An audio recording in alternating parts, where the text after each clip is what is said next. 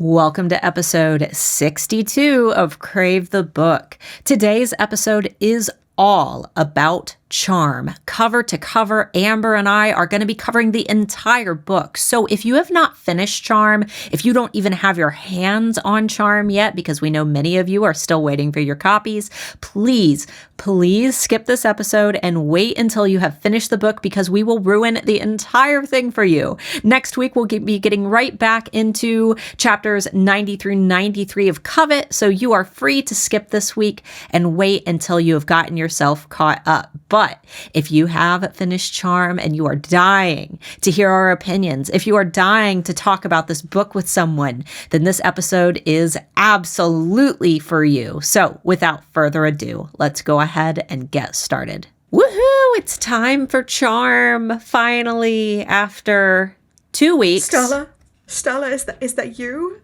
It's me. Is it you? It's me. I can hear you from the other side. I've missed you. I missed you. We had, so guys, we've been away for a while because we had to read Charm, and then I had a family emergency pop up. So on the day that we were going to record our Charm episode, I messaged Amber and I'm like, I can't do it. So hopefully this has given more people an opportunity to actually get caught up. Now, I will say that if you have not read Charm at all, piss off. Go. Leave. Now. Go. We don't want you here. No, really. You don't want to. This one is probably my favorite. Of all the books, this one's my favorite. I laughed the most. I got teary-eyed.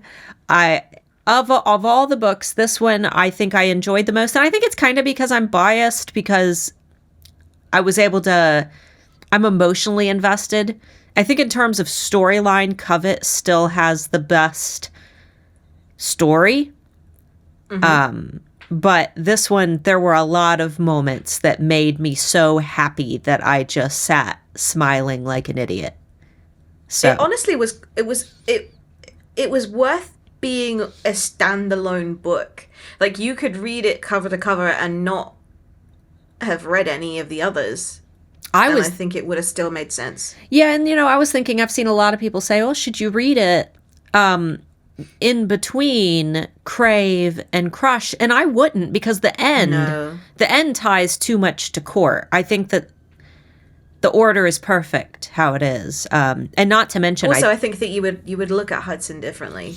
Yeah, you would know already that he's not a bad guy. So, so Amber, if you've got our notes up, I kind of did a rough order of events to the best of my abilities. I just kind of put in like little terms that you would only know if you'd read the books. But like I said, guys, if you have not finished the book all the way to the end, please skip this episode, because next week we'll be getting right back to Covet. We actually already have the notes for our Covet episode ready to go. We were so ready to record, and then we were like, nobody's going to listen to this. Everybody's reading Charm. Yeah. So we ended up just waiting. But just skip this week if you haven't gotten it. I know there's plenty of countries who don't even have access to it. But for those of you who have finished it and you're like, oh my God, I need to talk to somebody because we can't post in Tracy Wolff's group about it yet. She doesn't want any spoilers out. Totally understandable. But yeah, just make sure that you go away and come back. So are you ready to get into the content, Amber? I am. I'm hoping that everybody else is, and that nobody else is going to like, no, I haven't pressed pause yet. I haven't pressed pause yet. Leave now.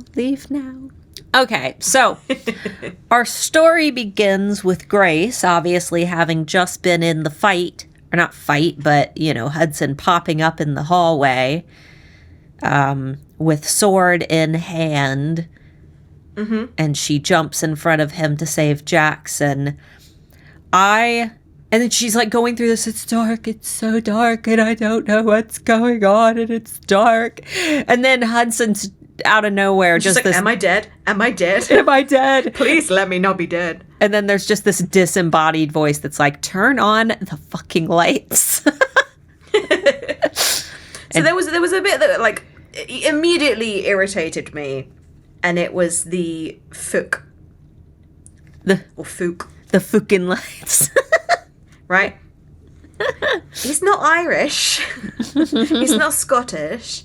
If he's London, it would probably sound even more like Thor. But no. So that reading it, I was like, is that what people think we sound like? Yeah. Is that do I say Fooking?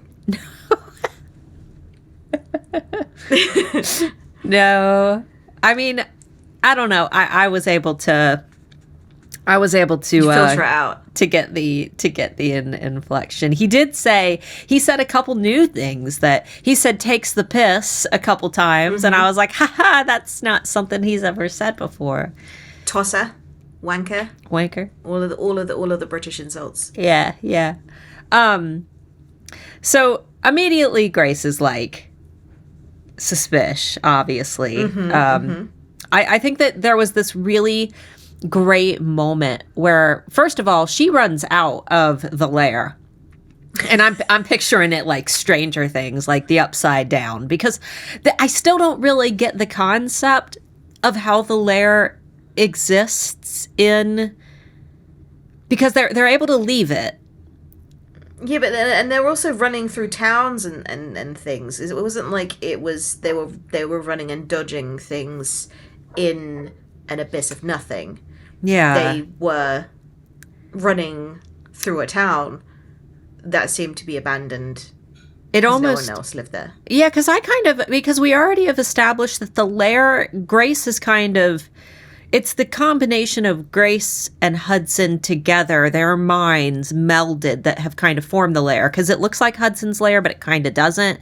And then there are things that Grace has obviously incorporated. So I'm assuming that it's a combination of like their minds together.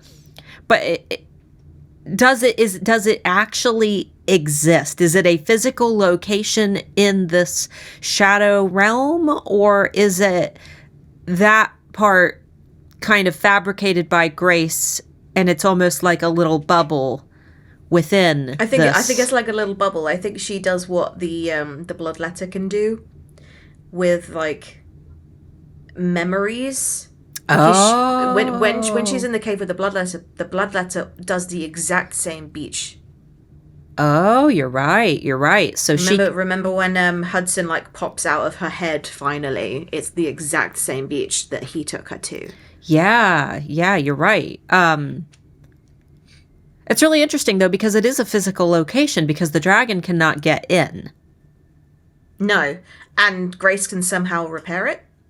That's why I was thinking, like, I don't know if you watched the latest season of Stranger Things, but I kind of pictured it like it is the same. It is a real location, but kind of a distorted version of the real location. Just like the dragon, it's not like a shifter dragon. It is just, the time dragons are just dragons. See, the entire book, genuinely the entire book, and up until, so you pronounce it Sui, by the way. Really? Sui. Until he mentioned that it was a time dragon, I thought that it was the embodiment of the conflict between Grace and Hudson, because it only ever turned up when they were arguing. Oh, you're right. I thought that it was like a bad guy, shifter. It never becomes a human. Yeah. So I was like, oh, maybe it's just like what Grace, because she also has the panic attacks, and the panic attacks, that's when the dragon comes. Mm-hmm. Like makes it way worse. Yeah, and I was like, oh, maybe it's just like a physical manifestation of how she's feeling, because when Hudson manages to calm her down, the dragon flies away. But it turns out that was bullshit. Yeah. Well, that's and what a load of tosh. I love so Grace decides to look at these books on the bookshelf that are all old and have little like latches on them, and she pops one open and realizes that they're Hudson's journals, where he's literally been journaling ever since he was a child. And I love that we finally get I can't remember his name. His tutor. His tutor, yeah, who taught him the wood carving and everything. And we got a little glimpse of this man in the bonus chapters for Covet, I believe. Yeah. And we really got to understand their relationship. And I think that this was the figure that really grounded Hudson and, you know, basically the one who... I don't think that Hudson wouldn't have really survived if it hadn't had, like, been for a cornerstone person. Yeah. We get... Because he was quite dramatically abused. Oh, yeah, absolutely. And this was the one individual that kind of served as a positive influence in his life. And I love... And also made him question his dad's motives. And was just like, well, just because your dad does it doesn't mean that that's normal. Yeah. Yeah, and you see it evolve too. I love that that they do different fonts for as Hudson progresses, and it gets like prettier and prettier, like the script does. The first journal entry that Grace reads, he's like scratching out words and writing the correct spellings. I just thought that was a neat little additive. I really thought that it was quite cute that the tutor then obviously not just influenced Hudson as a teenager, but it influenced Hudson as an adult and made him realize what he wanted to do as a job. Yeah. And that was really cute because he hadn't just been teaching these children either. Throughout, he was teaching Grace, but in a really calm way. Patience, yeah. He never got angry when she didn't know how to do something. He never admitted defeat either. Like, for example, when Grace was trying to channel her magic and didn't know how, everybody else was like, don't worry, it's fine. And he's like, no, you can do this. I believe in you. We can do this together. Yeah. It is like when she was learning how to become a gargoyle again in the laundry room. Like, none of it was said as if she was a toddler. But also, he didn't expect so much of her that she was going to be set up to fail. Right. It was a no excuses. I know the difference between can't and just copping out too early. Mm-hmm. Yeah. And like it seems to be that like his dad taught him how to persevere and stay strong because he had to survive, but his tutor gave him that softer edge to say, well, just because you had to survive doesn't mean that everybody else has the same hard edge. That you can mold people in a way. Yeah. And he does. Like, he brings everybody around in the group of Covet and Court. He is the leader. Yeah. And all the parts of the book where he reflects, where one might talk about a father figure or a parent, like Grace commonly will talk about, like, my dad taught me this, my mom taught me this. Hudson always goes back to that tutor. So I think that it's a really good way to tie up that part of the story. He also doesn't do it in a really bitter way either. He's not like, well, my dad didn't, or my father didn't do that, or I clearly had a sad childhood where I was neglected and left to kind of fend for myself. He never turns Grace's memories of love and joy and happiness, and he never turns them into a pity party for himself. If anything, it's the other way around, where Grace is talking about her happy memories and then she looks over at Hudson and goes, oh, wait, you probably didn't have the same experience as me. And then she turns it into a pity party for him and he gets angry at that. Right. Well, it's like, when you think about, here in America, we always talk about how, like, people who come from other countries that have less opportunities tend to get here and become very, very successful. For example, we'll say that, maybe somebody who we commonly see people come from, like, India, where, there are obviously opportunities in India, but people come here and they become like doctors and lawyers and they take these very high level jobs. Whereas, a common American citizen usually doesn't do that much with their lives. And I think it's because when you grow up in a world that doesn't foster privilege, and then you enter a world where literally anything is possible, you do not have a limit to your potential. Whereas somebody here is just like, I can't because I don't. Taking it for granted. Exactly. And once Hudson escaped and got out of this terrible, terrible situation with his dad, where he literally only had one day a month to experience the world, it's like, why wouldn't he see more positive in the world? His life isn't that bad. Maybe he does connect a lot more to the bad emotions, and maybe, reading depressing old literature kind of gives him a way to express that. But really, he grows into an adult who is very positive for everything that, he went through. We see the very, very bitter Hudson in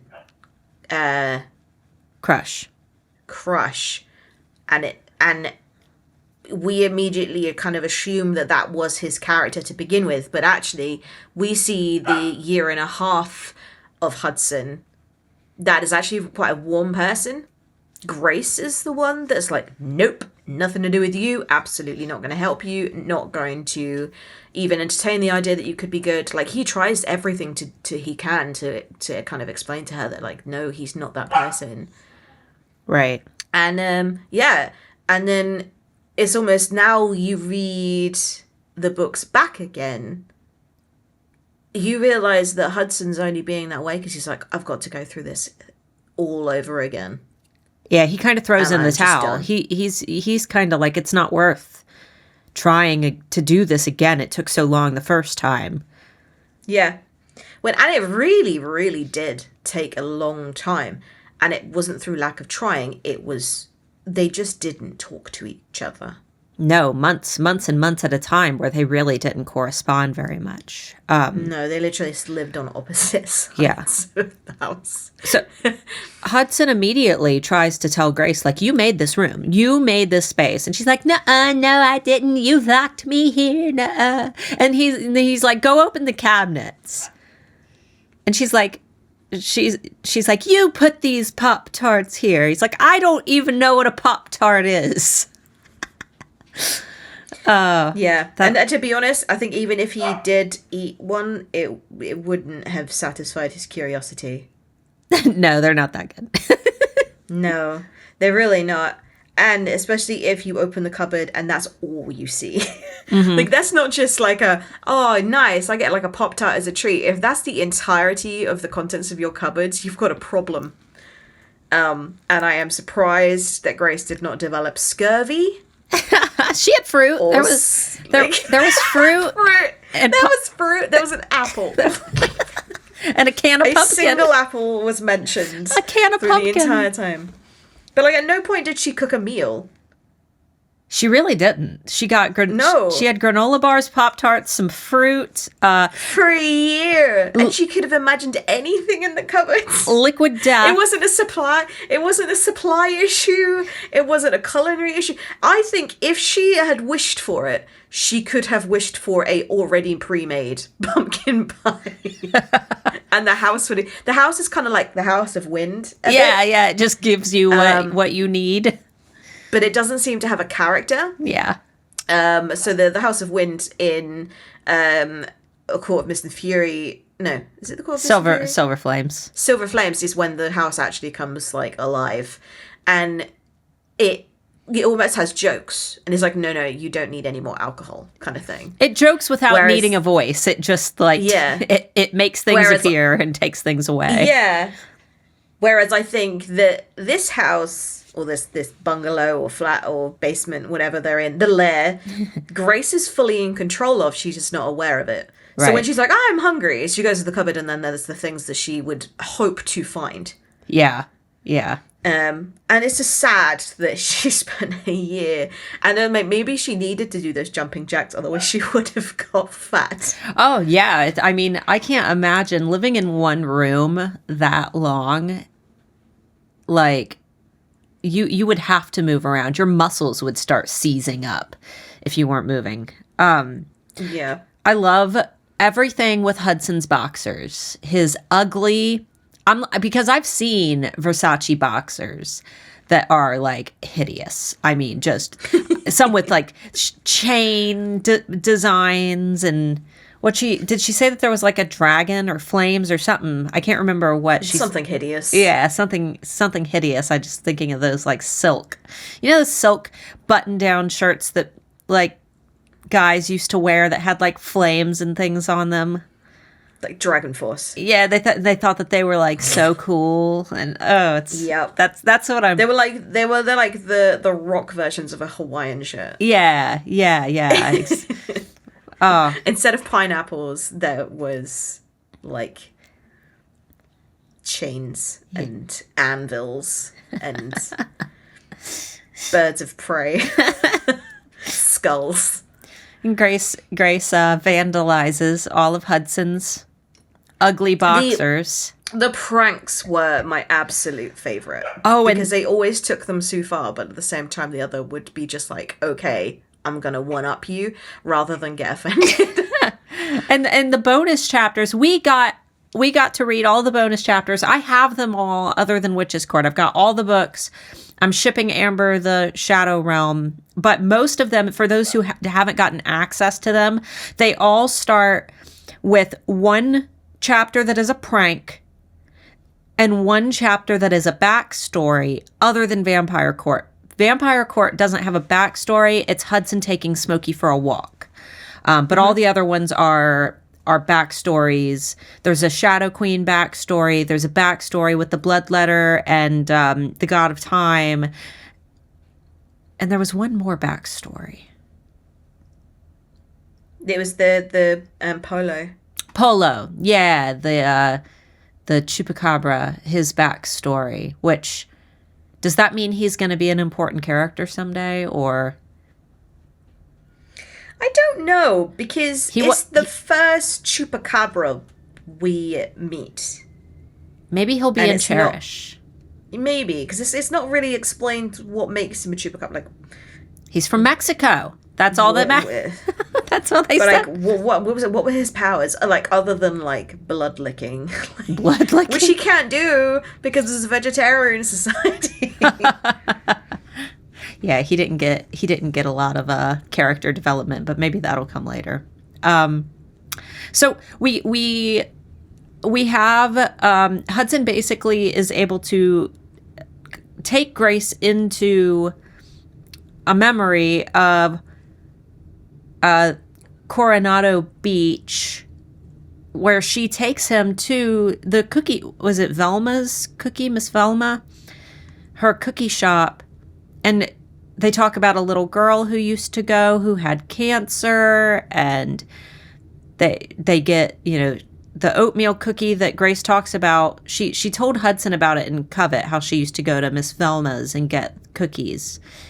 And they go together, and Hudson kind of, woos Miss Velma, and they get the cookies, and then they leave and they eat the cookies together. And of course Hudson eats a cookie, which immediately I was like, okay, he's eating. Suspicious. Yeah, he's eating a cookie. There's something Hudson can't eat. And then he eats it so readily as well. He's like, yummy, yeah. And then Grace is like, wait a minute. and then it all just kind of falls apart, and we realize that Hudson's kind of, Grace gets mad about it, but even if it was just in a memory or kind of like a dream, wouldn't you be grateful to finally see something different? I would be like, hell, take me to more places. This is better than VR. But they don't. And it's kind of sad. That's all I would want to do. Yeah. Like, where else can you take Especially, because, and the problem is, then Grace kind of comes up with an idea which, if she had worded it slightly differently, it would have worked. But she worded it in such an insulting way that Hudson went, nope, I'm out. And it was like, I think that I should try and reform you in my mind. Like, if my subconscious believes that you are safe to return back to home, then maybe I'll unlock us out of this place. Which kind of had its own kind of theory. Like, that makes sense. That maybe her subconscious had stuck them in there to stop Hudson from wreaking havoc in the real world. But she said it in such a way where she was like, and I'm going to reform you. I'm going to make you a good person. And he's like, bitch, I already am a good person. So fuck you. Yeah. He shuts down for like months after that, doesn't he? Yeah. And I'm like, wow, she really could have worded it so differently. And she wasn't very diplomatic about it. She was very, like, nonchalantly saying that he was a terrible person. But she was going to try her hardest to at least give him some gold of heart. I can fix you. I can fix you, Hudson. And he's like, I just took you to one of your favorite places and I have not done anything wrong to you. So what? Why do you believe that I'm an evil person other than the fact that a few people told you that I'm bad? Like, I don't know about you, but like, if I was with an evil person, I would be so aware of them manipulating me that I would be like over analyzing everything that they said, and I would be suspicious. However, Hudson has given her absolutely no reason not to trust him, even with small things. He's been very forthcoming with information. He's answered her questions. He says what he truly wants. Yeah. And she's just like, nah, you're lying. Well, it's very frustrating. It's him against, at like 100 people that all, that she's been in contact with that are all like, nah, but he's she bad. didn't even go like, look, like, well, if we're stuck here, why don't I give you my best hits? Let's go through the greatest hits of Grace's memories. Like, I've shown you the beach. Like, what else do you want to see?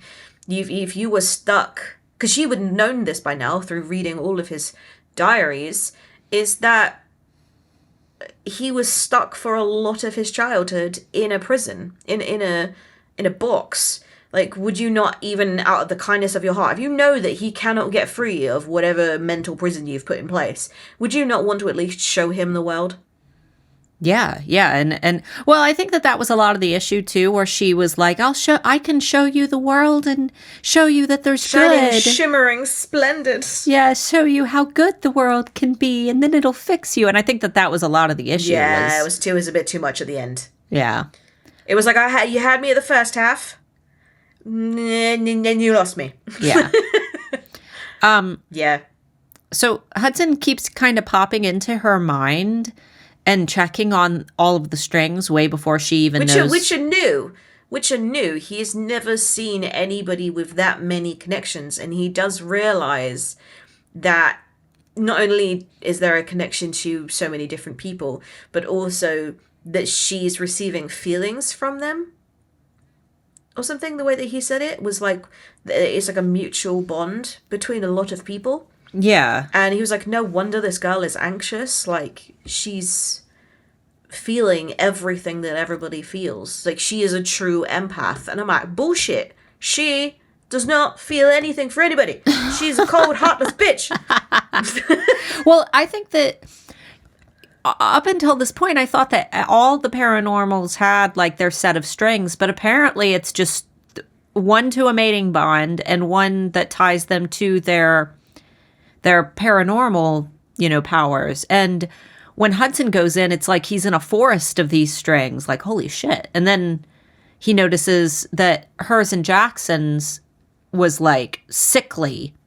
And then he realized that there was the blue string tying her to him. And his thought was, well, it's just because we're locked here together. I'm like, all there is. But he was immediately like,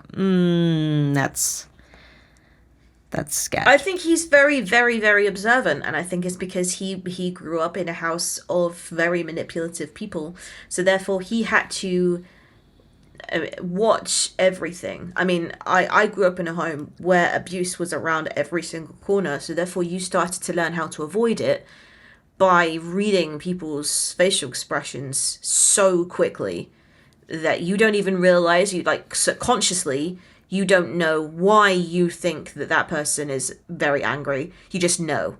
Right.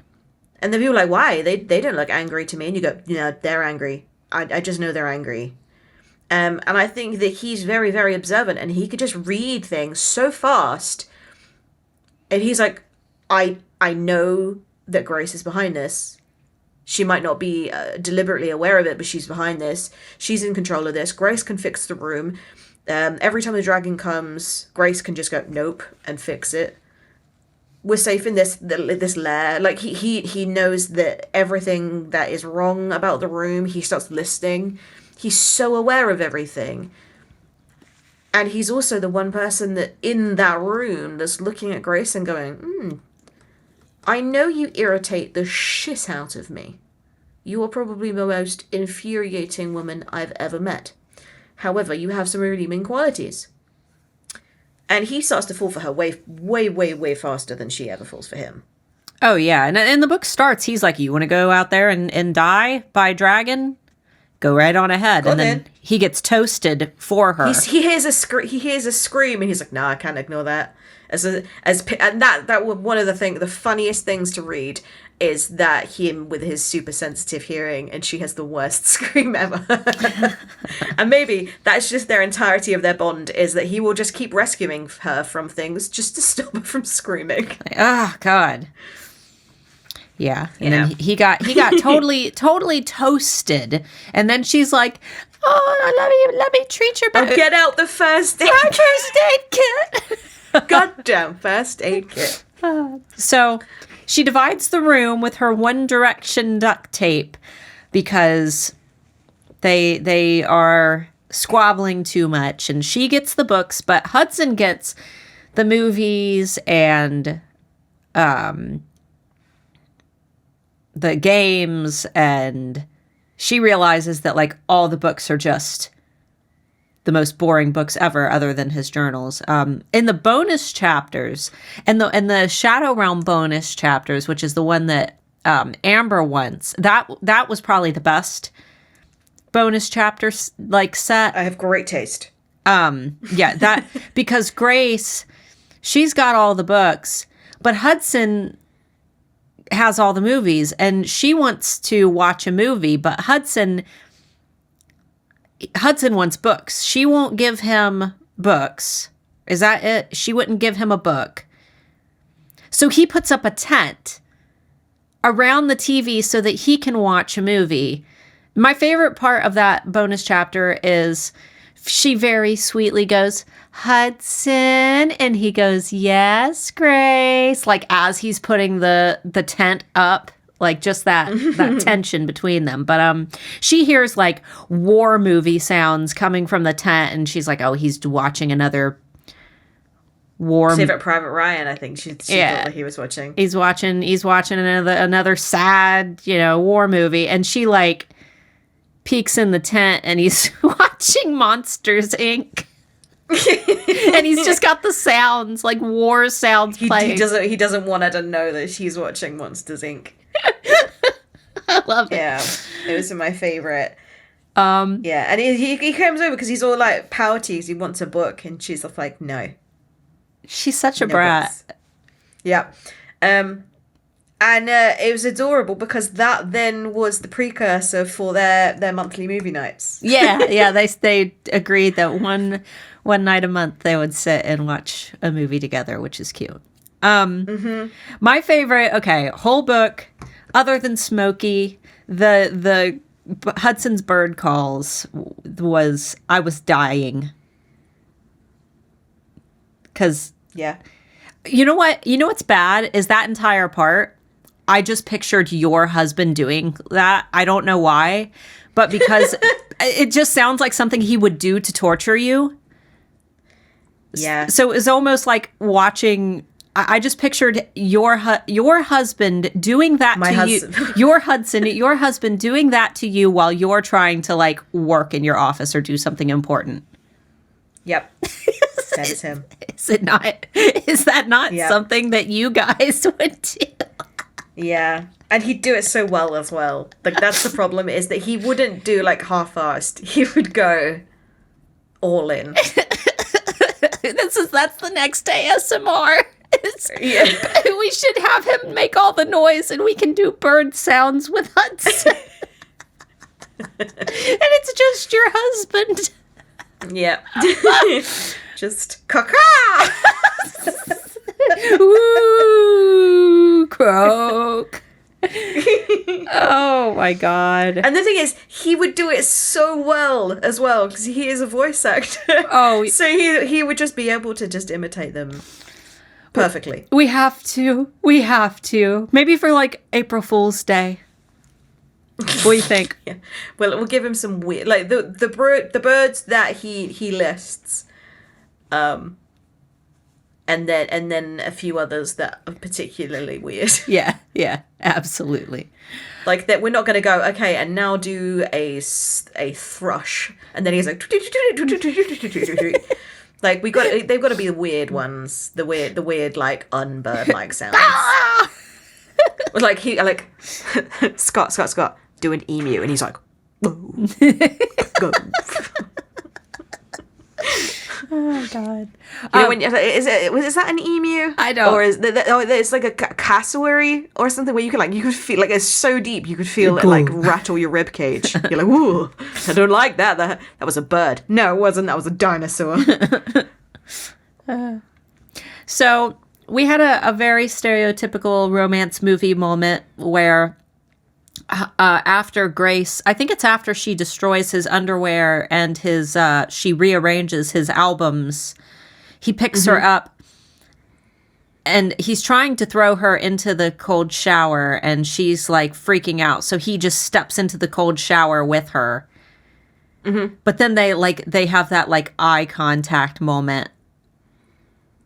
And it's followed by there was a physical cold shower. Yeah. And then there was a mental cold shower for 5 months. Yeah, they just stopped talking for 5 months. But it's like no physical interaction. That was too close. There's too close an encounter for us to be comfortable. Yeah. But they and like, did you get that, like, every single moment you thought that they were closer to the relationship? Because you obviously know it happens. It's not like a normal, like, book where you've not read it before. Right. Like, for example, if you're reading Nesta and Cassian again, you don't know that they're eventually going to get together. You hope for it. Right. But you don't know that they're going to get together, and you're constantly hoping for it. You know that Grace and Hudson get together. Yeah. It's more of a, like, oh my god, is this the time? Is this the time? Mm-hmm. Is this the time? What about now? It takes so long. But it was...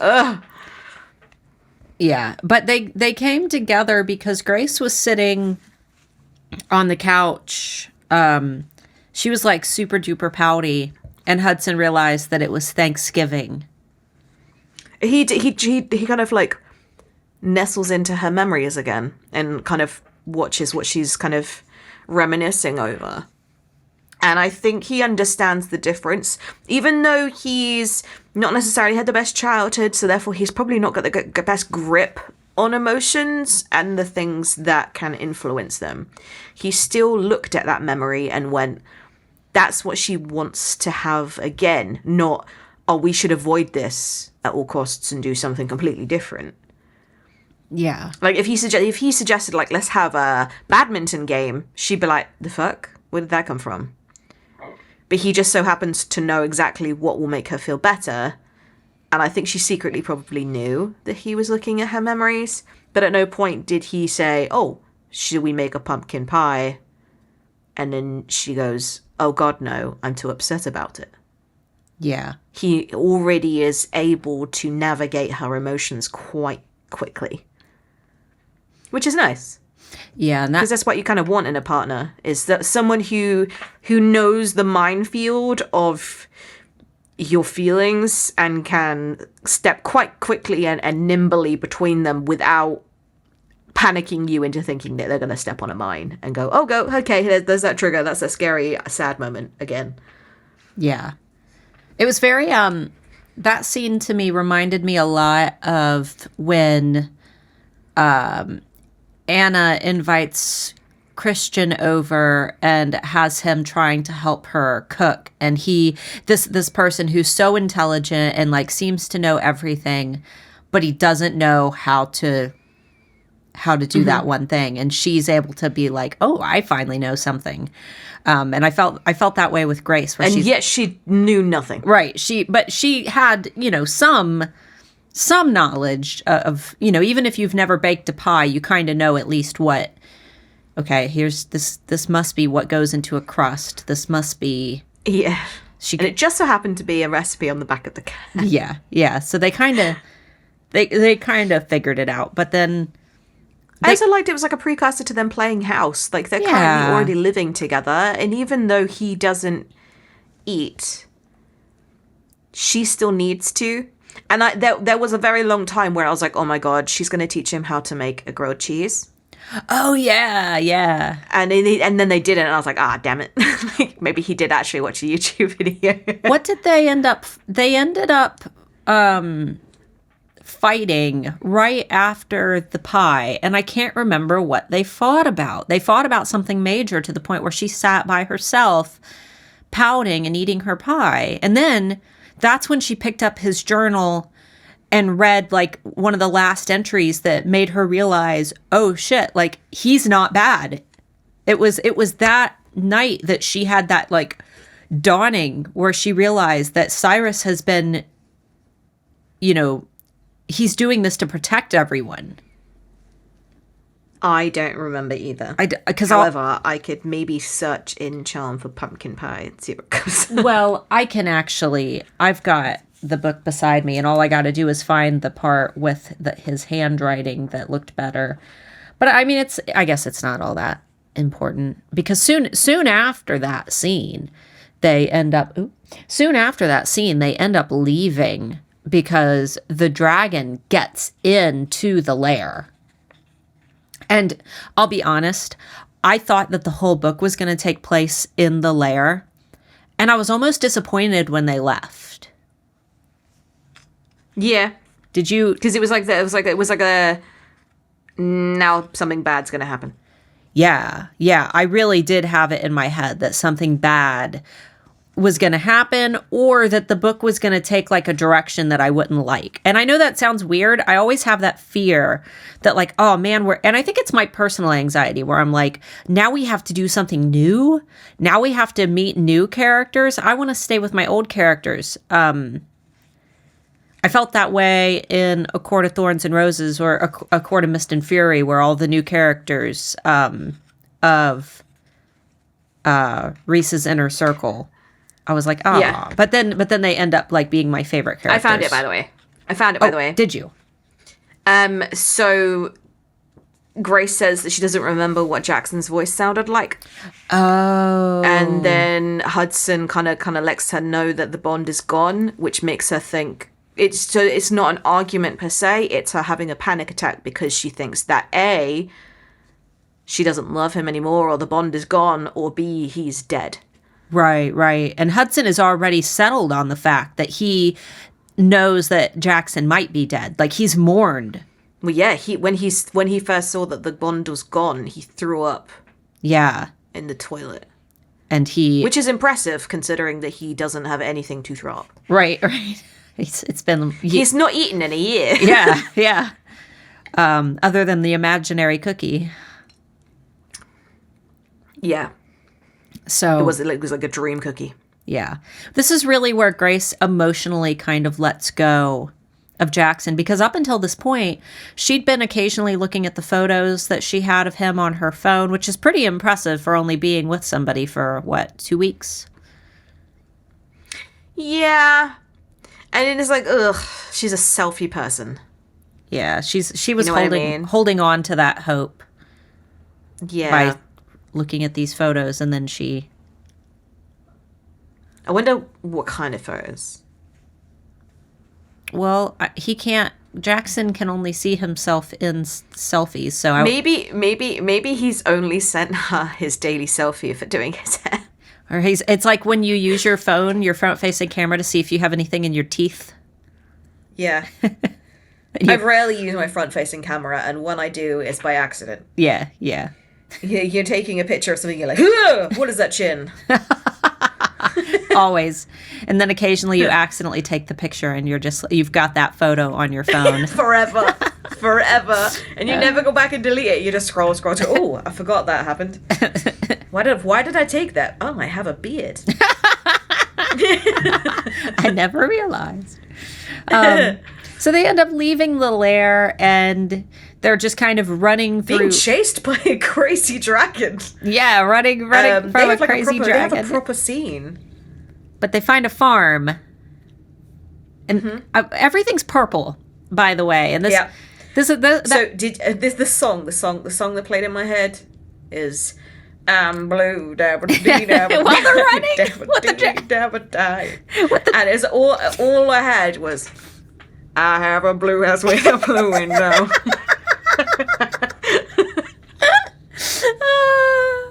I want to do an ASMR of those, the mountains, the purple mountains. You just put everything with a purple filter. Yeah.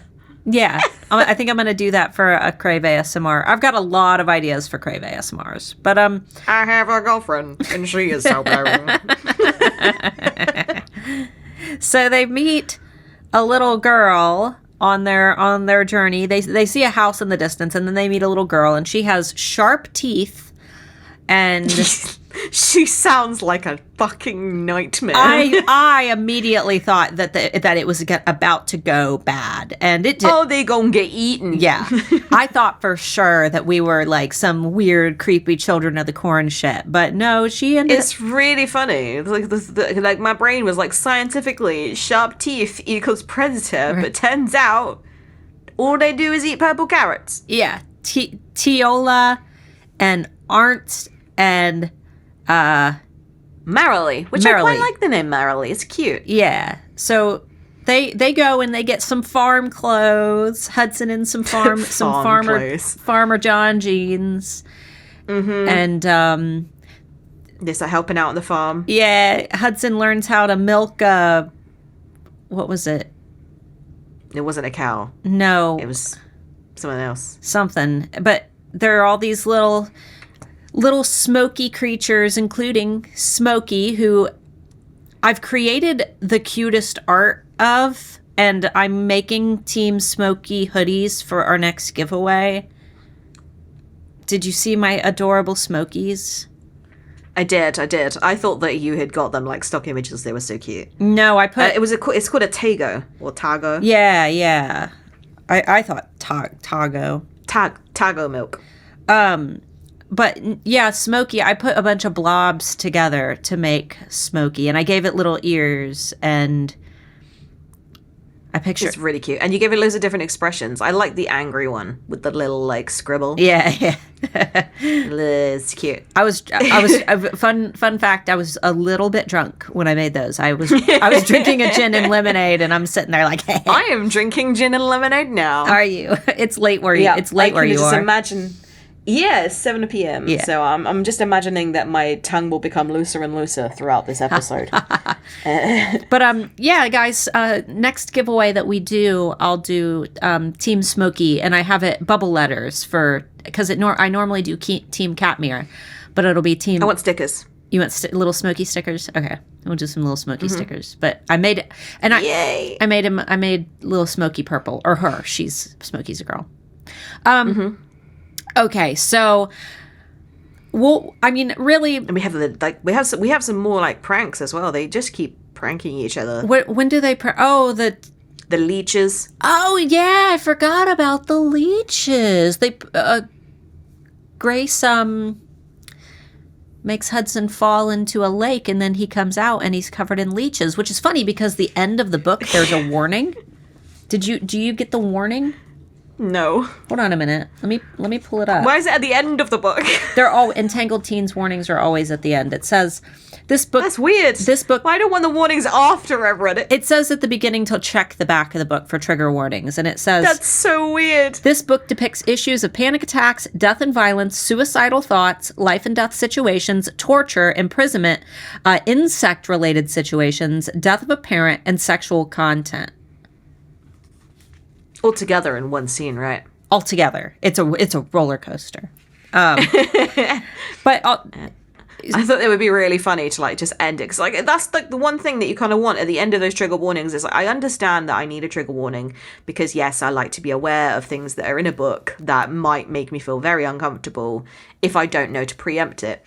However, it could have been really funny if she'd done that whole spiel and then just go, and leeches. And leeches. Well, insects, I would assume. It's just like, oh. I don't like parasites, so that it does give me the creepy crawlies. It definitely did make me think of Mackay's issue Yeah. in the trials, though. So then I was like, okay, so they're in the right place. There must be in the Shadow Realm. The leeches are like the precursor to what Mackay had, but then Hudson is fine. Yeah, but the bugs that bite them later on are... Yeah, so that meant the leeches themselves were fine. It was the shadow creatures. Yeah, The shadow bugs. things that belong to the Shadow Queen, I think, are. And we also get our first feeding scene, don't we? Yeah, so they have to leave the farm because the Shadow Queen has found out that Grace and Hudson are there at the farm. So they... Did you find that scene really shifty? Yeah, I was immediately suspicious. I was too. It ended up being for no reason, but I was like, how?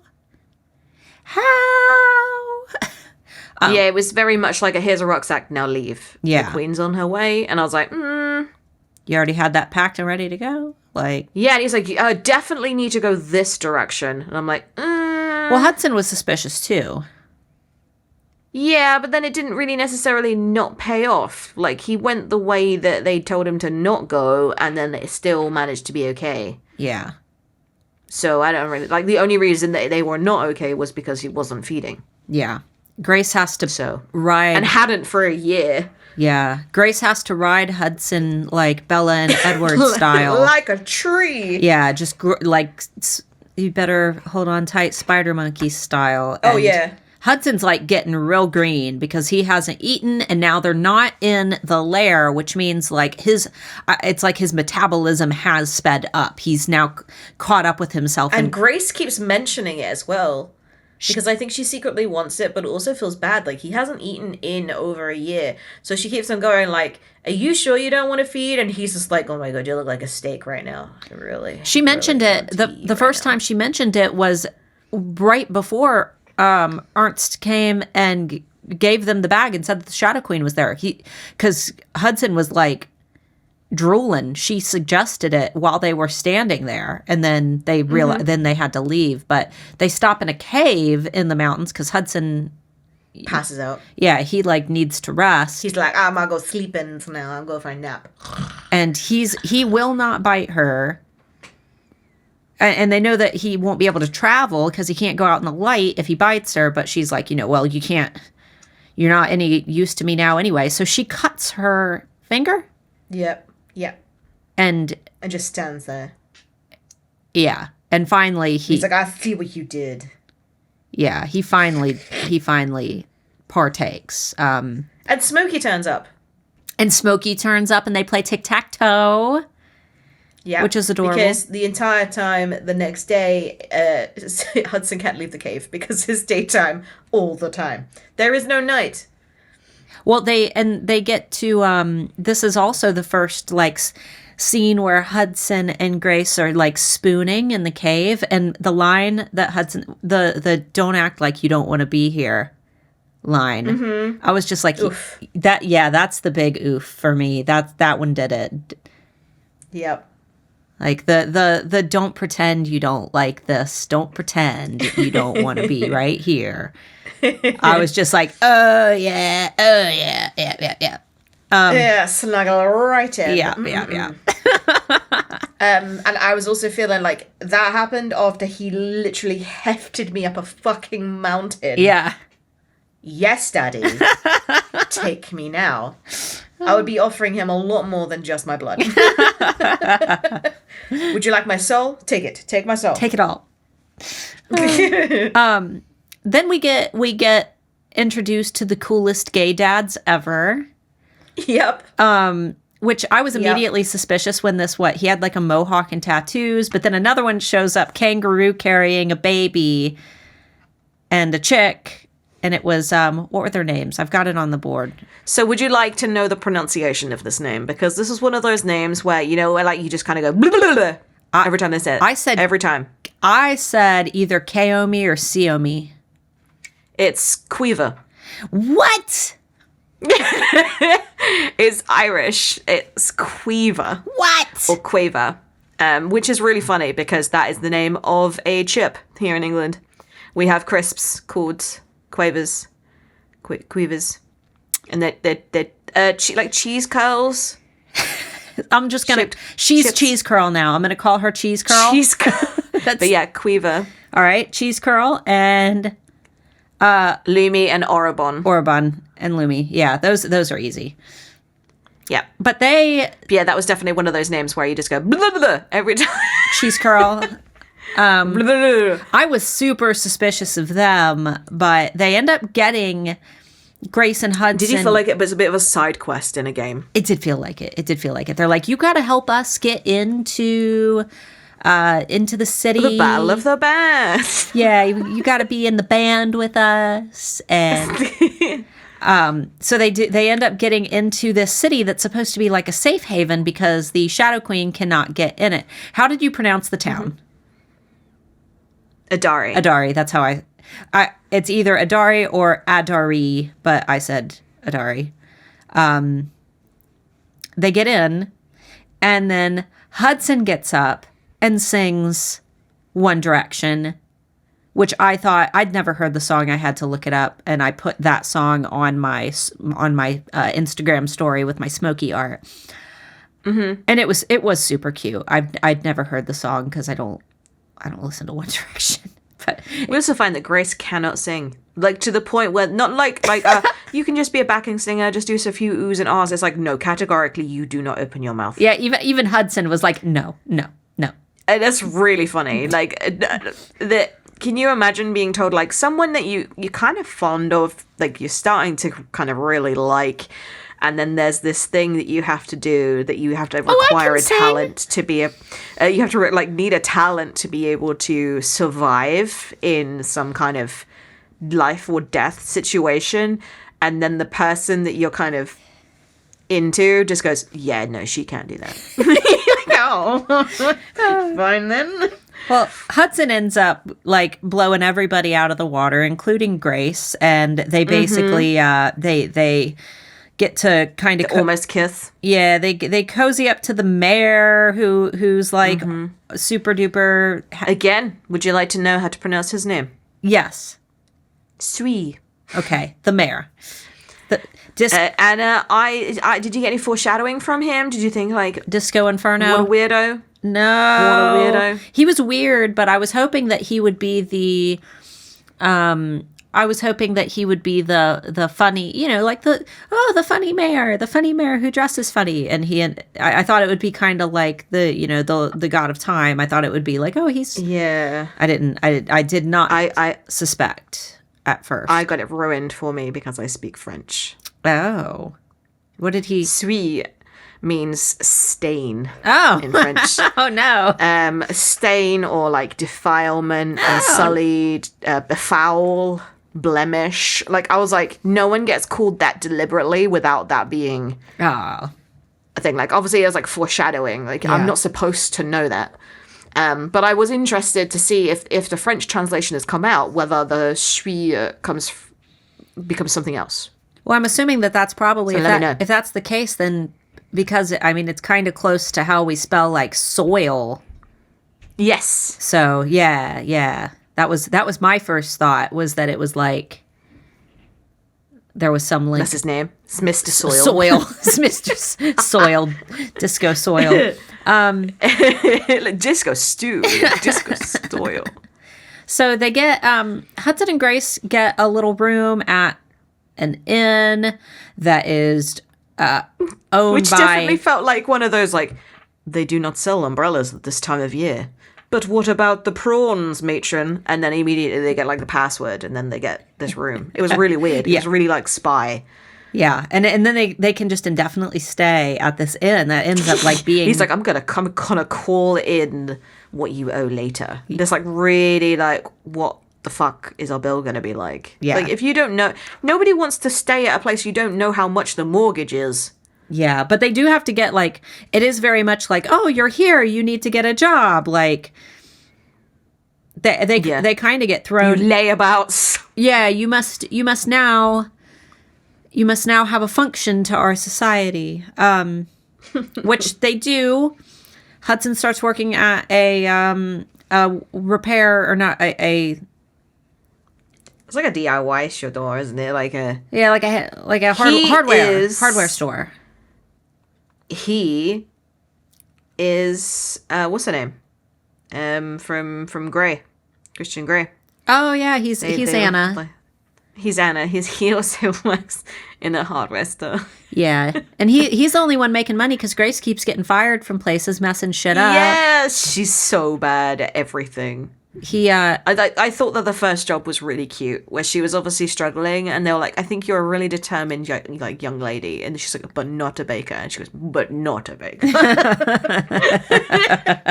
I was like, "Yeah, I feel that. I get those feelings." Yeah, like definitely me in that job. Like I know that I would need to like perform in order to have a role in society, but at the same time, there are just some things that I should never do. Yeah, and bake is one of them. I love when Hudson starts making money and he starts buying things for Smokey. He gets her some ribbons. In the bonus chapter, he takes her on a walk and she wants 30 ribbons, and he tells her that she has to put them back, and she gets sad. Like, he's like, "You can have 3 ribbons." It's so cute. God. Then there's the Starfall Festival, which, sketch, but okay. And also, it's like Starfall again. Yeah. I mean, I suppose. What else could you call it? Comet drop. But so they're. I love that Grace takes Hudson to scene. The little carnival scene. Yes, because Hudson's never done anything fun like that. So Grace has to teach him how to do ring toss. And he's like, how hard can it be? And ring toss on like those glass bottles is impossible. I love that. I was really hoping the entire time that they were going to play cornhole. Cornhole. I was like, yes, come on, give me the cornhole. Because, guys, we do not have cornhole anywhere in the UK. Oh, cornhole. Here's the thing. A lot of our U.S. people who are listening aren't going to know what cornhole is, because we didn't really have it in our area of California either. It's cornhole is very Ohio. And I mean, I'm sure that Kentucky and I know that there's some other people who have it, but there will be areas in the U.S. where people are going to listen and say that is the most Ohio sounding thing I've ever heard, because it is, and it's also the most Ohio sounding activity. Cornhole, like it sounds dirty. Yeah, you want to go out back and play cornhole. Yeah, there was another pastime that I was like, what the hell are you on about? The kicking up a beanbag, whatever it's Hacky called. sack. That's it. Like, I was like, what the hell are you on about? That's made up. Hacky sack. Yeah, hacky sack was in my book where they were passing. Yes. They were driving through Los. I put a little comment like, what the hell is hacky sack? Yeah, they were driving down the Sunset Strip and there were people playing hacky sack. Okay, so the clock tower scene. Now, what was significant about this to me, and this is the only scene in the book that made me cry, was that in this scene, Grace is the one that turns on Shut Up and Dance, and Hudson is apprehensive, and Grace is the one who instigates and basically makes Hudson dance with her. And then, obviously, in Crush, it is the exact opposite. Hudson makes Grace dance. Yep. And I cried because I was like, oh my God. You sap. Oh my God. How much pain you had to have been in after all that. Yep. And she was like, how did you know that was my favorite song? And it's like, do you really not remember anything? Like, Yep. Oh. It was really cute. And it was obviously ruined. Oh yeah, but that whole scene, that was very vivid. They also they were about to kiss again, weren't they? They were in each other's embrace. Such a blue bean book. And then the dragon attacked. Just blue beaning. This book just blue beaned a lot. So much blue bean. Yeah. But the dragon comes, little asshole, who wasn't just supposed show him your blue beans. Blue beans. Blue beans. So I'd have a blue bean sandwich, please. Blue bean. Oh, God. I should drink more. You should. This is fun. We have to record these too early in my time. I can't drink it. It's only 2:30. You can. I can. It's 7 p.m. somewhere, namely here. So this dragon attack is where Grace finally is able to turn into a gargoyle. She's aware of her platinum string, but at this point she actually is like, okay, let's figure this out. And she turns into a gargoyle. She ends up killing this dragon in the most gruesome way. Mm-hmm.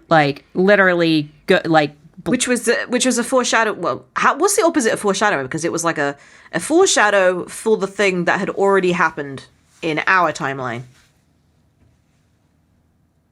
It made me think of Ludez when she blasts through Joaquin. Yeah, the wing. Joaquin's wing. Yeah, I just read that scene to Taylor last night. Nah. It's the correlations. Yeah. She Superman styles, arms out in front of her, but this time she realizes that's the only way that she can fly. Oh yeah. She jumps off a building and it's like, oh shit. And she only does. And even Hudson's calling from the dragon, way up high, no, Trace, you can't fly. You're made of stone. But she only gets to that extreme after Hudson has literally been slammed against a building. Yep. But right afterwards, the mayor is just like, oh, I'm so happy. Come have brunch with me. Which did make me suspicious. I'm like, they're covered in guts. Brunch. Orange. No one wants brunch. Yeah, they're covered in orange guts, and this 70s disco freaking mayor is like, come have brunch. And which they go in, and it's like a 70s nightmare in his house. He's got a painting of himself and a painting of a little girl on his wall. Which we find out, by the way, that it is all Polo's fault. Yeah. Yeah. Damn you. All of it. Damn you, Chupacabra. He could have been quite a kept up to well-to-do guy, but Polo showed him Saturday Night Fever and it ruined him. It did. It was all his fault. He showed him. Yep. Because the mayor was he's watched the movie and he's like, he wanted to see the DDD. Yeah, he's like, I want this. I want the triple D. This is my life. This is my identity now. You know when you watch a movie and you just go, I must become the main character. And you jump into it full force. Yeah. It's I need a whole new wardrobe. It's time for a makeover. I really liked his character. I thought that he had, I thought that he was I laughed a lot. But we find out about time dragons they have to fix. Which sounded so made up.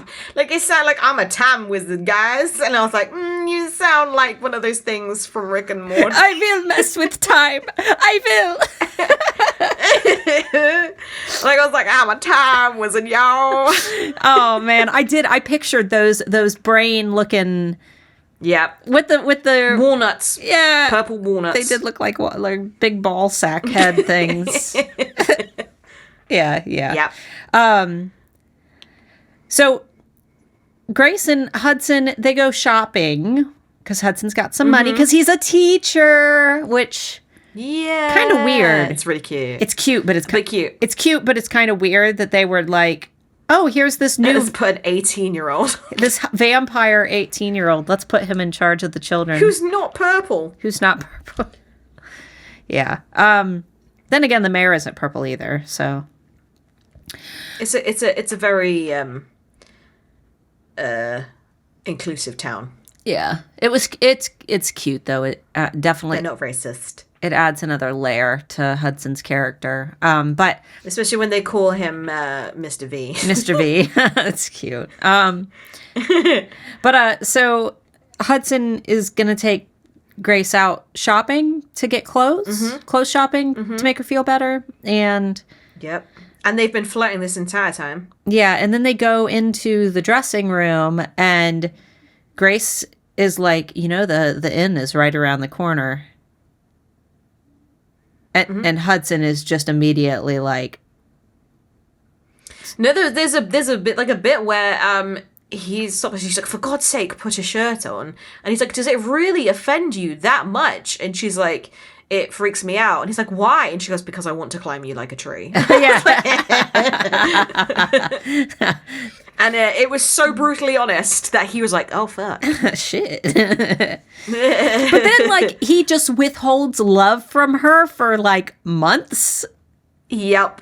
Keeps on making excuses as to why they shouldn't touch or be alone together. Smokey's always in the way, like a little chaperone. Yeah. Yep. But... And I don't even remember why. Like, I don't remember why He doesn't want to... He is pretty certain that once everything ends, that she's not going to love him and it's just going to break his heart. That he doesn't think that it's going to amount to anything. What a lettuce. I know, right? But... What a lettuce. And he knows that the mating bond is there. And... Which is a dick move. To not tell her? Yeah, because that's the third time. Is Grace just not aware? Is she numb from the inside? She doesn't... There's 3 mating bonds that have snapped into place and she doesn't know. She hasn't really analyzed her strings very much. She hasn't taken the time to explore them. Maybe she's afraid to. But they end up having, like, some big... Well, she doesn't know about the strings yet. No, she does, because she turned into the... Well, how'd she turn into the gargoyle? No. She has to concentrate really, really, really, really hard. Oh, okay. Can you remember she kept on, like, turning to stone on the stairs and things? Yeah. And then they had to coax her back on again. Like, she had to concentrate really hard to do either way, like, turn into stone or turn out of stone. And it wasn't until the bit where she flies over to find him in the library when she's like, oh my God, I found the thing. And she already had seen the string. Oh, okay. Yeah, you're right. They end up having... Yeah. They end up, like... That sexy scene, though, like... With the do it. Yeah, against the wall and everything. Like, he goes, like, down on her. Like, I was not expect... That was a lot for YA. That was a lot. But yep. I love how he's just like, I'm so glad you didn't mind the mating bond. And she's like, the what? The mating bond. The mating bond. I'm glad you aren't mad. And, like, he's just, like, all in bliss. And she has no fucking idea. And she's just like, are you fucking serious? What? Yeah, and I don't even... Like, I don't remember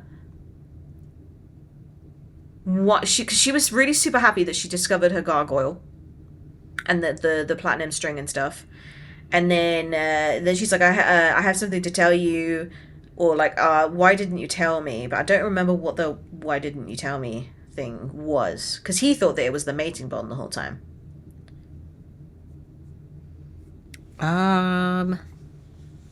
Didn't he? Because he was like, oh, I'm so glad that you didn't mind about the mating bond. And she was talking about something completely different. Yeah. But I don't remember what it was. Yeah.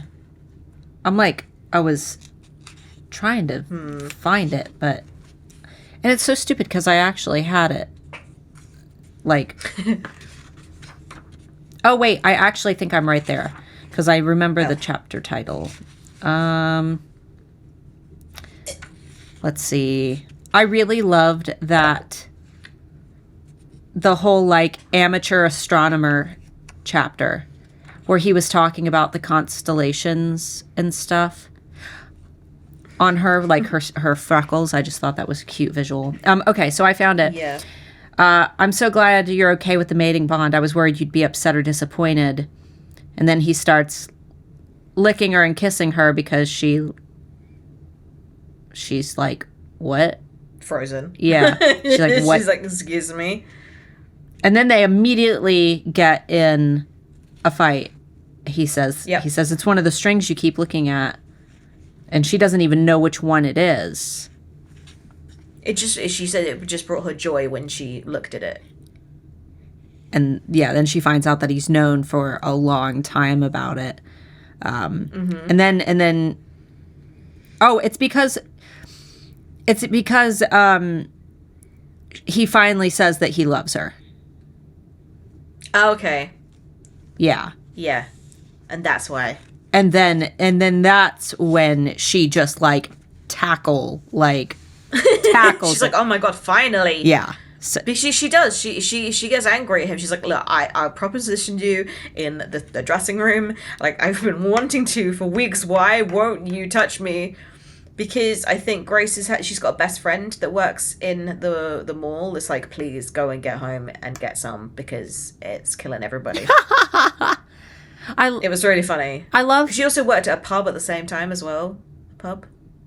Like a bar? Did she? Or a waitressing something. She definitely waitressed something.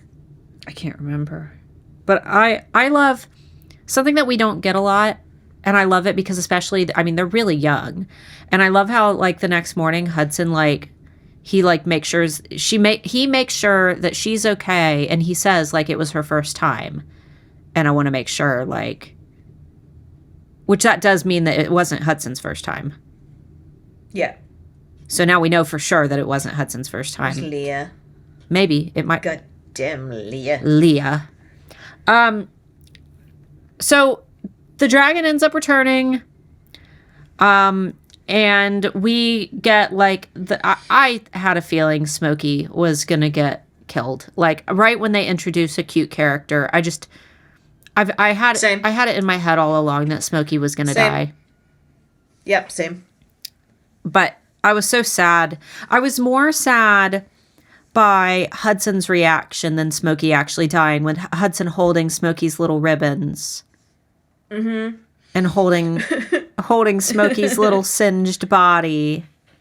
And he starts to disappear. Yeah, he starts to just go, nope, I'm out. That was Smokey was his little child. It's so damn sad. Well, I think that it was the first thing that had ever chosen him over someone else. Yeah, and I think that's why he had such a bond with Smokey, was because this little shadow creature was just so infatuated with him, but no one else, that he was like, wow, this creature loves me, not anybody else. It loves me, and that was a very novel thing for him to feel. Yeah. And that's why he was so upset, was that he felt like he had to lose the thing that he loved again, because that's what his dad did. Oh God! Damn bastard. We never did get the scene where Hudson. We didn't get any resolution. I was hoping that we would hear when Cyrus told Hudson after Jackson. Yeah, after Jackson was taken away. I'll get you. I'm kind of glad, though. I don't think I would recover. Yeah, I'll get you a puppy. So. Yeah. And then Death by Disco Ball is probably the worst death I have ever read in a book. A disco ball mace. It was Loomy, right? Loomy's head? Yeah. Loomy gets his head fucking splattered by a disco ball mace. Brains everywhere. It was probably the most traumatic chapters ever. The most gruesome chapters ever. However, it had the sentence that made me laugh the loudest. And I don't know whether anybody even laughed at the same sentence as I did, but oh my God, I couldn't read the next page because I had tears, literal tears. Wait, what was it? Down my face. And it was, don't say anything evil, don't say anything evil. I just loved it. Oh, just it's oh no, don't go into a monologue. And he does. Yeah, she's like, oh, for fuck's sake. So the gargoyle statue in the square, did you know? Did you suspect? I knew. Yeah, I was like, there's no way that there's a gargoyle randomly fighting a dragon and this is not significant. I mean, if it was made out of like marble or glass or gold, maybe. If it was a metal statue, then maybe. But the fact that it's a stone statue is like, well, this is clearly a gargoyle. Yeah. They find out that the gargoyle, and it is at the gargoyle court. What's her name? What was her name? Atelier. Yeah. We find out that she's going to die no matter what. The second that, Which I kind of liked. Not like, it wasn't like a yay, but right. It was very much like look, I'm okay with death. Just make my death mean something if you need to do the thing you're doing. Yeah. And they do try to save her, but she dies immediately. Like it just, their efforts are for nothing. The dragon torches her. And this is when they find out that anything that Dragonfire touches, changes its course in time. Yeah. Or like resets its own timeline or something. Yeah, because we haven't... So they're like, I thought like, oh my god, Grace and Hudson have been burnt by fire. Yeah. And Smokey and... The dragons basically like patch the holes in time. And this is the last They are literally dragon. the purple walnuts. I love how the bear can, like, he has had his fill of dragon, and if he has one more dragon... He's like, num, num, num, num, num, num, num. Yeah, I cannot consume one more dragon, or I will poof. Like, please do not bring me any more cheese. I am full. I will explode. I am full.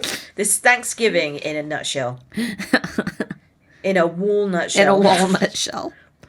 It's like, please, not one more grape. Oh my god, okay, then fine, if you insist. So, I thought that the part with Shadow Queen, to be perfectly honest...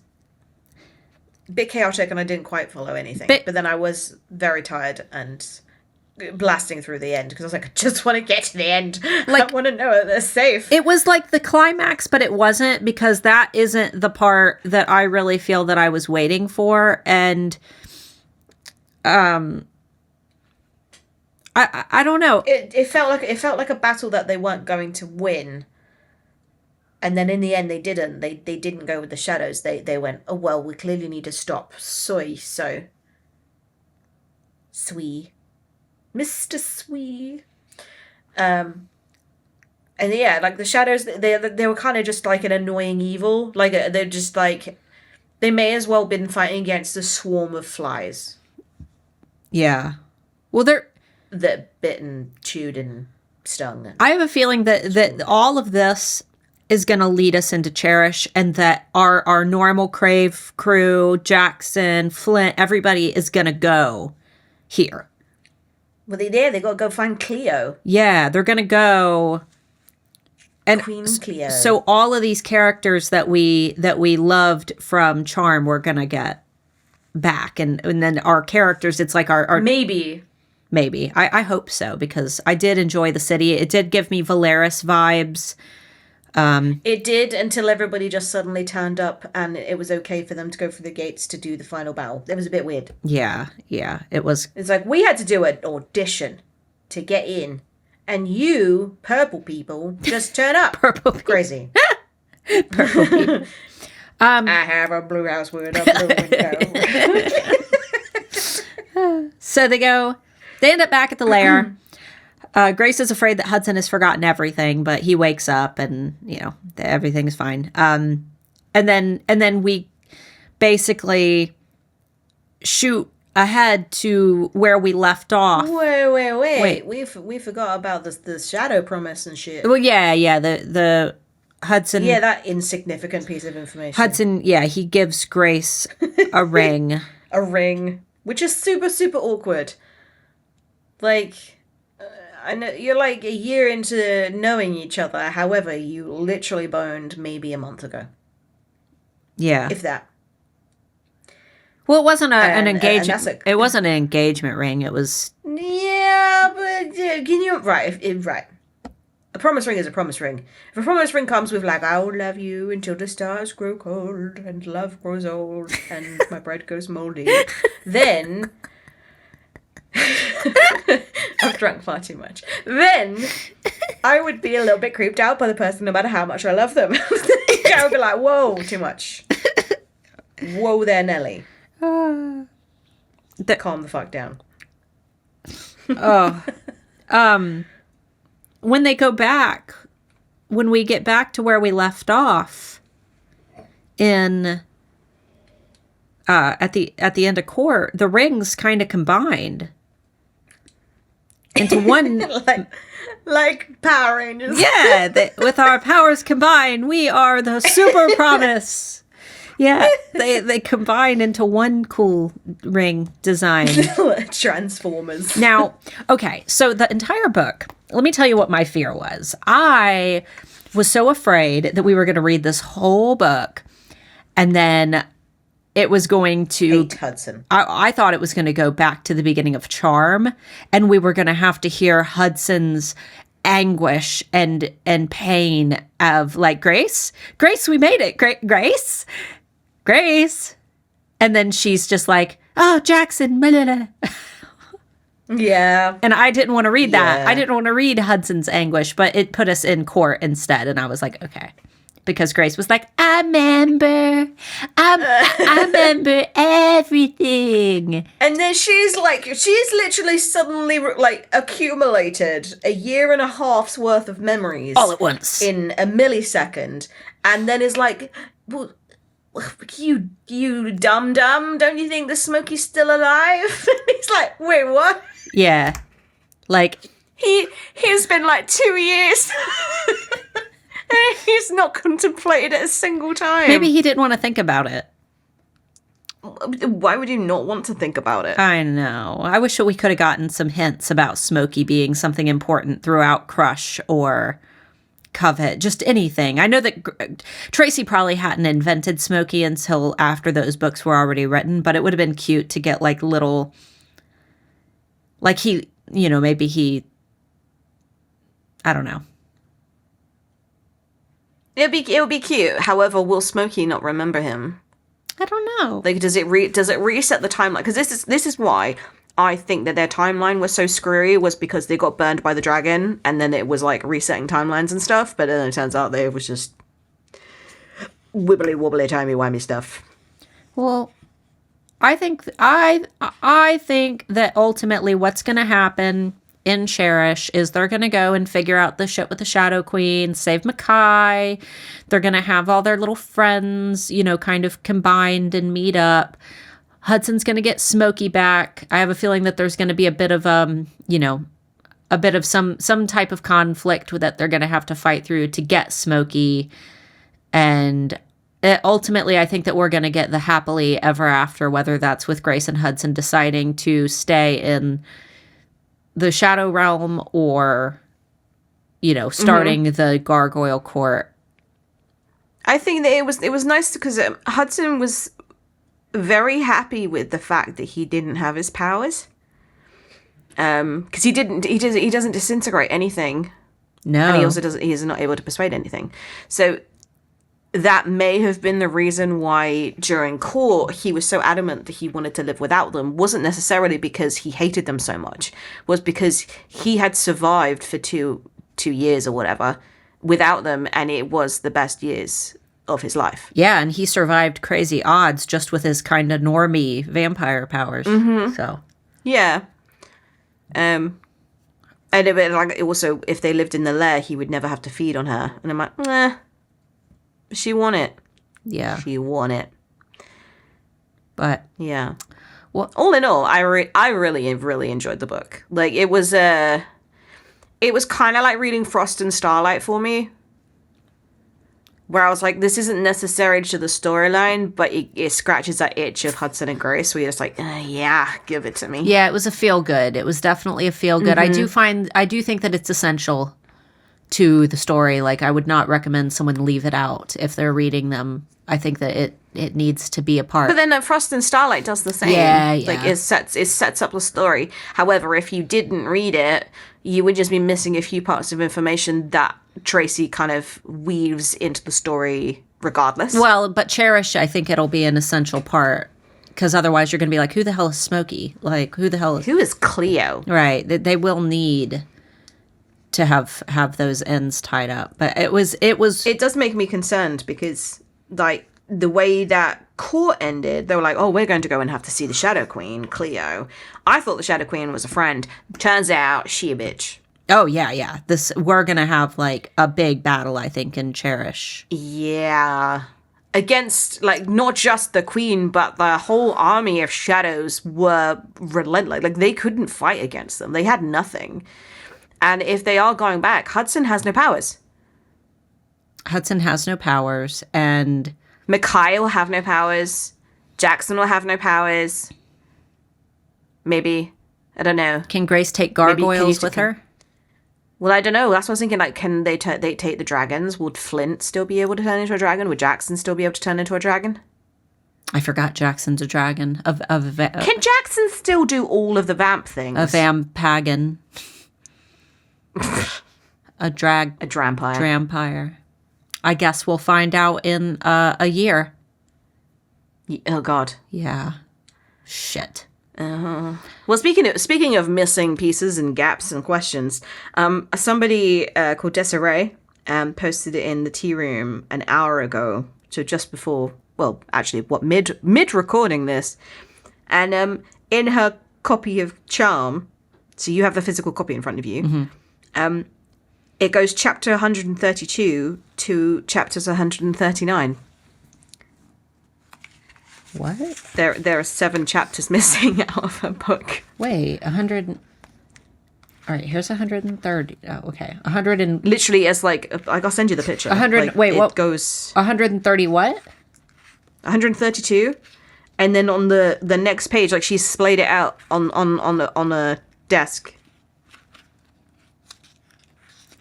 No, mine. Yeah, I've sent you a screenshot. No, mine's correct. Yeah, people are like, oh my God, running to check my edition. No, mine's correct. I'm holding the Dragon Court version in front of me right now, and I have Vampire Court and Shadow Realm as well. And oh no, I hope hers isn't just messed up. I'm very sorry, Desiree. I hope you find out what happens in those chapters. Yeah, those are essential. That's not just one chapter. That's 7 chapters. Right? Yeah, 7 big chapters. Yeah, get a refund or something on your book. Get a refund. Get like a replacement. Yeah, for real. Well. Like, get like a free copy. But then also maybe try and request a different edition so you get both. Yeah, so you can read the chapters. Yeah. All right, guys. Well, thanks so much for listening. We hope you enjoyed this one. Hopefully nothing got spoiled for you, but I think that we gave adequate warnings, not to mention I'm going to title this episode like all spoilers. So I think you should title it I'm Purple Dabba Dee Dabba Die. maybe I will. Next week's episode, we will be covering chapters 90 through 93 of Covet. So we're getting right back to the story. We are getting back into the Dragon Court chapters and kind of continuing with the Dragon Court celebration. So, and getting back to Katmere afterwards. So, guys, thanks so much for listening, and I guess we'll see you next week. Bye. Yeah. Bye. Bye. I'm blue.